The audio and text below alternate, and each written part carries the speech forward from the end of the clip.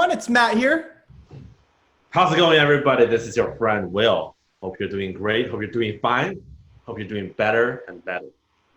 Now, I understand. This sounds a little bit redundant, right? Yeah? Well, let me tell you this. It's never too redundant when it comes down to good wishes, all right? Anyway, let's get started, Matthew. Welcome back to another episode of Tech Kingpins. Now, when starting a business, everything's all exciting, everyone's super optimistic, and of course, you don't start one unless you're planning for success. Exactly. No more 9 to 5. So much fluffy fluff. So much good stuff. So much promising future. But let me tell you this. Once you actually start your own company, you realize that it's not always so beautiful, so much promising future.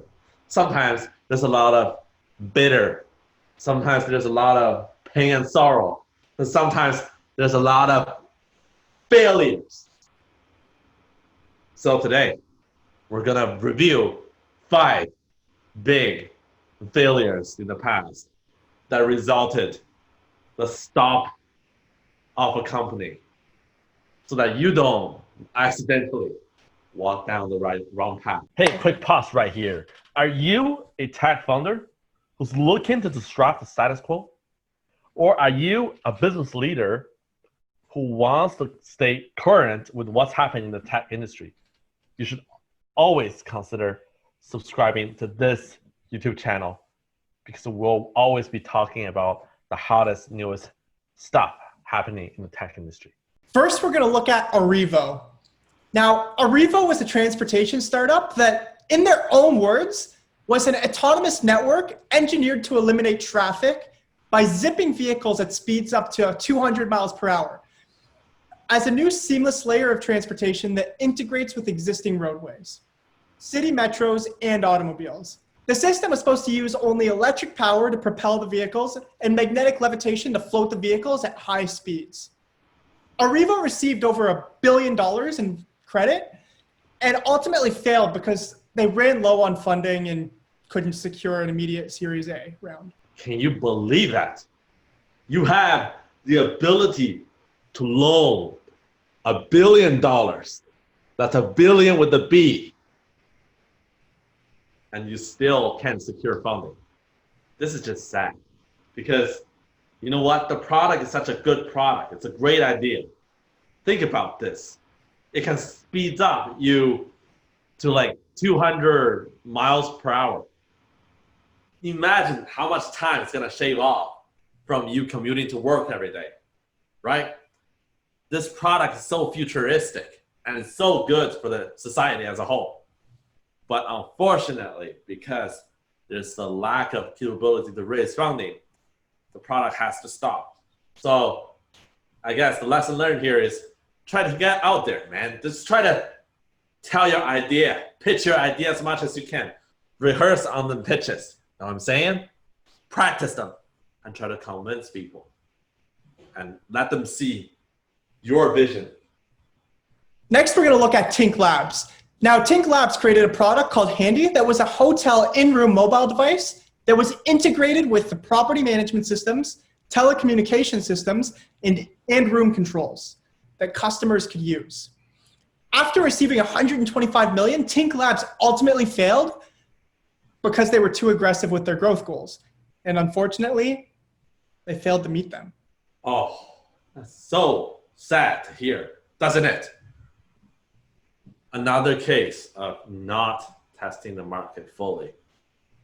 Sometimes when you're running a startup, you just have to wing it. I understand, because like you don't have enough resources to gather enough insight, gather enough data to have the precise forecast of the market demand.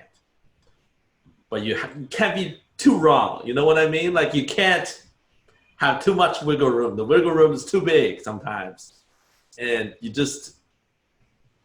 can't have blind faith. You have to be realistic and just be precise about the number, the expectation.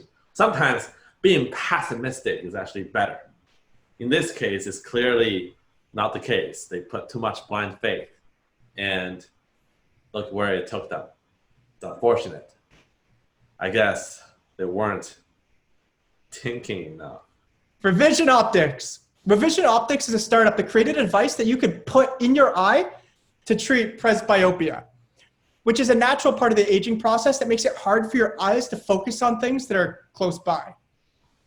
Despite receiving a large investment, they ultimately failed because the business didn't develop as quickly as they needed it to. And thus they ended up needing more capital to help them survive until they could get to a point where they could build a positive cash flow. This one didn't focus on business development too much. You gotta grow that revenue. You know what I'm saying? Like, clearly the founder is very much so a product guy, and this product can definitely benefit a lot of people.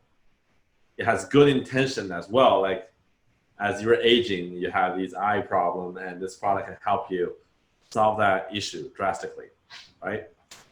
But clearly, the business development side of things didn't go very well, and it probably wasn't emphasized. And so that's a note to even ourselves.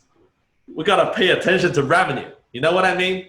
Gotta make sure we hustle and sell whatever you're trying to sell, and make sure your product is seen to the right people. Now let's have a look at Beepy. Now Beepy developed a vehicle marketplace that paired sellers with buyers and even offered the sellers a guaranteed price along with a promise to actually buy the car themselves if it wasn't sold in 30 days. And the process was also easier for the buyers. Now, Beepy handled inspection and delivery as well as the paperwork with the buyer's local DMV. Now, Beepy ran into issues by raising too much funding too quickly. And according to investors, they were actually too focused on pushing for a higher valuation than they were actually worth.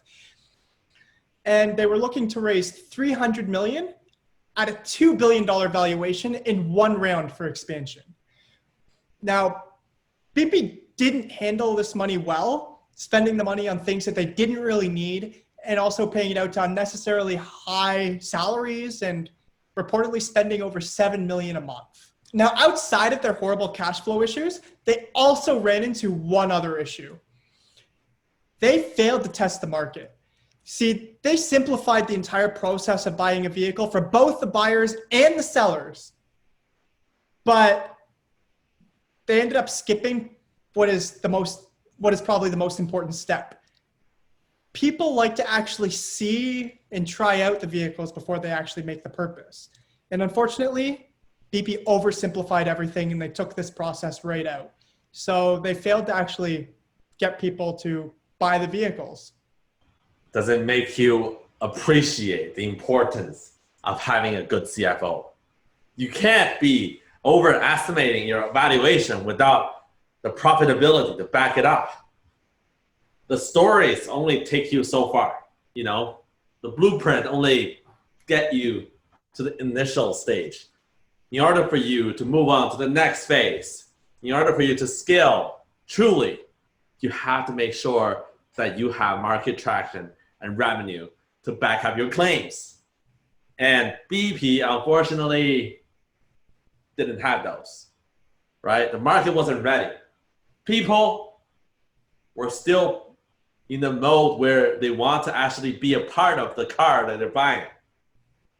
And this just shows how important it is to conduct market research and set realistic expectations when it comes down to your valuation, when it comes down to revenue target, when it comes down to growth projection.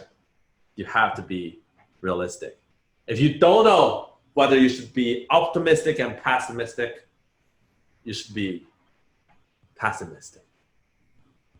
Hopefully that can help you in your future fundraising and evaluation process. Lastly, we're going to look at Le Sports. Now, Le Sports was a streaming startup that had raised over $1 billion. Despite raising so much money, they ultimately failed simply due to bad cash flow and not being able to pay their rent. Now, we lost this one at last because there was also the scandalous incident that happened with their parent company, right? So, you know, the company didn't just fail because of cash flow, there's also this scandalous problem. But aside from the scandal, let's not take away from the lesson learned here, which is you're not managing your cash flow properly. You want to make sure you set a budget that has a margin of safety, not overestimating, or rather the underestimating the amount of cost that you're going to incur. We see so many businesses make over-optimistic budget projection, and that ultimately led to the failure of the company.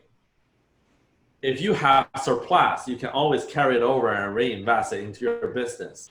That means security, that means more innovation and product development and potential marketing budget for the next year. But if you have deficit, then you have to go to the bank and get a loan or try to raise funding from the investor. And when you're unsure about the amount of growth your company can achieve, trust me, you don't want to be in that position. So always make conservative estimations about your business spending. That's enough talking for today, isn't it? Let's hit him with one of those, there you have it. Comment, Matthew. Let's go. Let's do it. Let's do it now. So there you have it. 5 examples of startups that looked and sounded promising, raised funds successfully, but still failed. In these examples, the key mistakes that these startups made were bad cash flow management and failing to successfully do market research. And sometimes failure to conduct business development. In other words, they didn't have this hustler's approach when it comes down to pushing new products to the market. So what do you guys think? Do you think these startups mainly failed due to cash flow issues, or do you think there was something else going on? Let us know in the comments down below. Again, don't forget to click that like button and subscribe for more content. Otherwise, stay safe, stay happy, and keep hustling, guys. See you next time.